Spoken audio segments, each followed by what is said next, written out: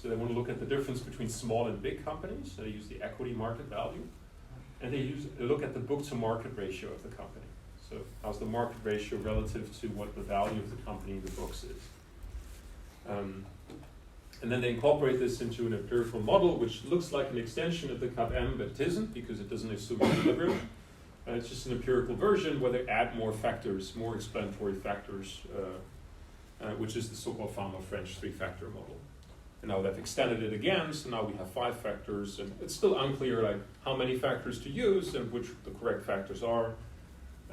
But that's one that you can also practically use quite a lot, and I will show you how to apply this using actual data.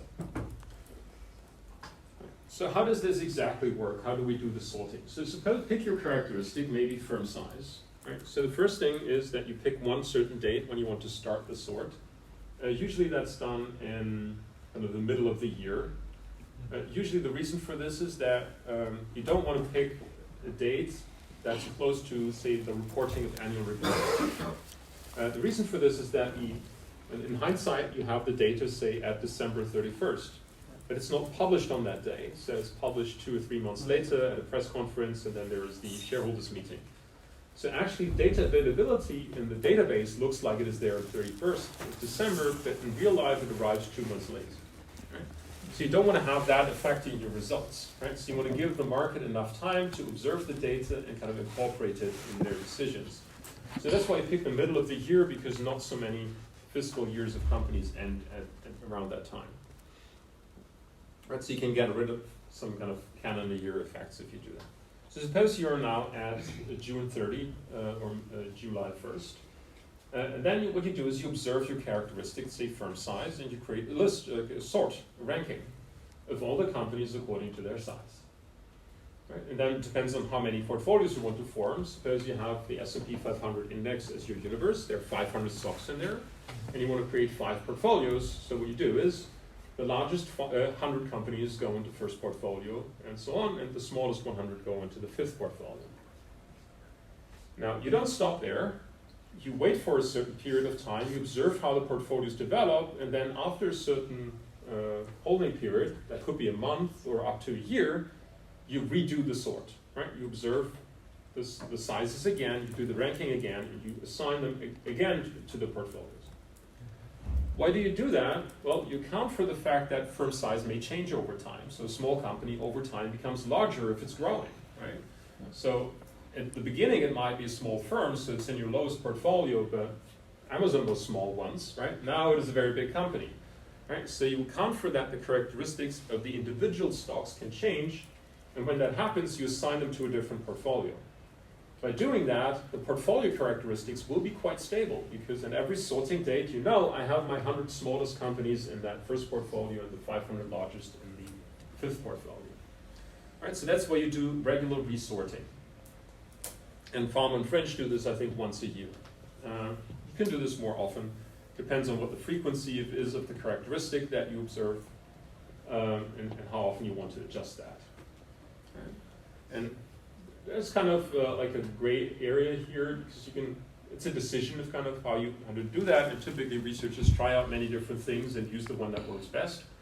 Right? For a thesis, for example, I would rather suggest that you try out many different things and just analyze the differences. Right? If the holding period, say 1 month versus a quarter, makes a big difference in your results, you might have found something very interesting, because the results need to be sensitive to your assumption.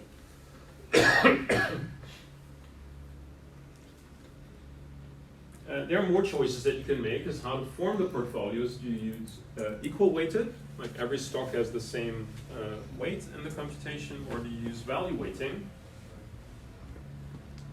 and so on. So I've mentioned the benefits of this. So the portfolios are well diversified, they have stable characteristics, and then there's a third advantage. If you run a regression, you usually assume that there is a linear relationship in the data, right? Regressions only work for linear relationships. However, if you analyze those portfolios, it doesn't matter what the actual relationship is in the data.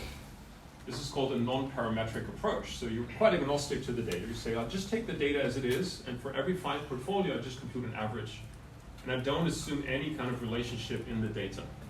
Right? So from a statistical point of view, this is kind of a bit nicer because you don't have to make assumptions about how the data looks like. That would be kind of the third advantage that you can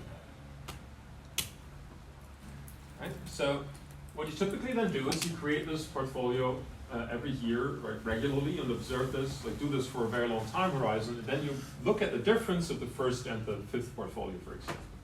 Right? And if they're kind of observed very different returns, well, then the next thing you have to ask yourself, maybe is it the beta difference that explains that, right? And you look at how much of the return is explained by the beta and how much is not. That was our alpha, right? And if you found a significant difference in the alpha, your factor indeed explains differences in returns, right, that are not explained by beta, right? So then you're onto something.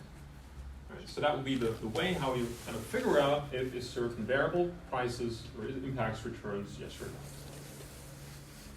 And again, it really doesn't matter what you use. You can use balance sheet data, you can use any information about the company, kind of the first name of the CEO if you like.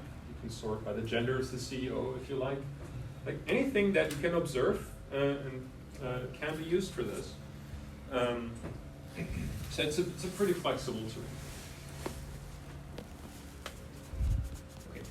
Once you have, so the result of this here would be that you have a time series of portfolio returns. Like if you do 5 portfolios, you have the return time series of 5 portfolios, right?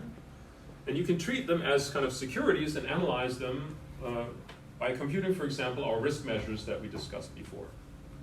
Right, so that would be the first step that you do. This is time series analysis. You would compute the beta and the alpha from this and see whether there were kind of systematic alpha differences between the portfolios. Right. And if the CAPM is valid, the alpha should actually be 0. Right? This should hold in the time series, first of all. Right? There shouldn't be an alpha. The full return should be explained by the beta. Right? That's what the CAPM predicts. So that's basically analysis you can do for every kind of portfolio or any asset independently. The next thing is you can compare different portfolios with each other, so that's called a cross-sectional comparison. Right? You can see whether differences in portfolios are explained by the differences in their betas. Right? Again, the differences should be fully explained by the differences in the beta. Right? That's what the CAPM predicts. It's the only relevant factor for pricing. If you find any other factor impacting that difference, the CAPM can be rejected. Right. So I'm going to show you some tables where the data is in here for some data from the website of Kenneth French. There is also an approach that's a little bit more advanced to combine those 2 steps into a regression procedure. That's Farmer-Macbeth regression.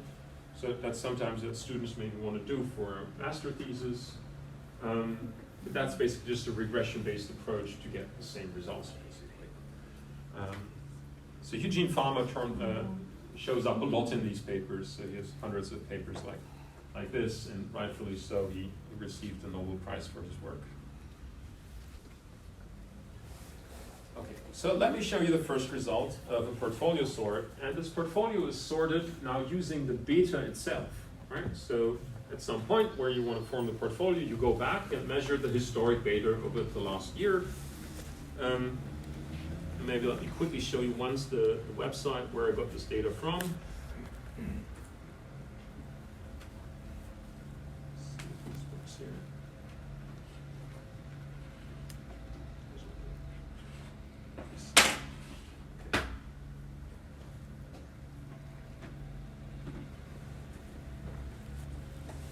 So we have Kenneth French data library, and here you can actually see an overview of the different data. So he has an estimator for RM minus RF, that's the market return minus the risk-free return. And then he has his factors here. SMB stands for small minus big, so that's the difference in small stocks to large stocks, and so on. And you can download basically everything here at the bottom. So the first file here, this will contain market returns and risk-free rate returns that you need. So could we click on one of the. I think the files are just too large to open it. download it here. Right. So first of all, you can download the market return here and the risk-free rate using those this data. I will show you how to do that in the when we have our online sessions, and then how to run the analysis yourself. But the nice thing is that some of the portfolio sorts are already done here, right? So you see portfolios formed on different characteristics. So you don't have to do the sorting yourself, so it already gives you the results here. Now you can just analyze the portfolios, and you all can do that. You can just compute volatilities and betas of that. And I've used the portfolios at the bottom.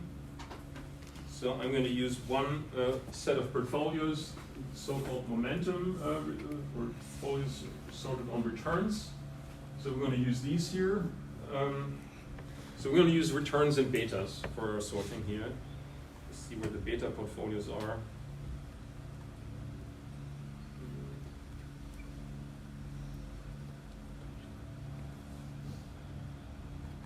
Industry portfolios even there.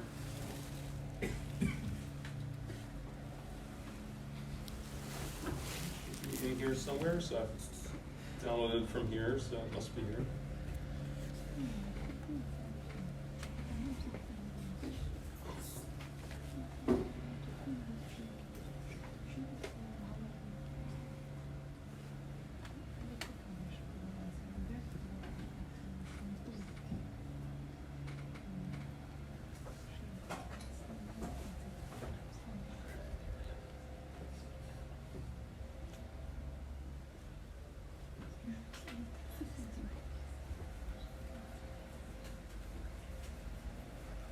This gets longer and longer every time I look at it.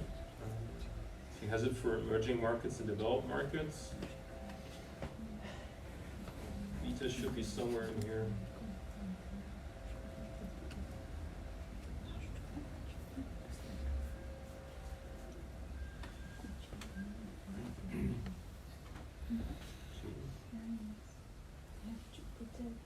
Oh, here we go.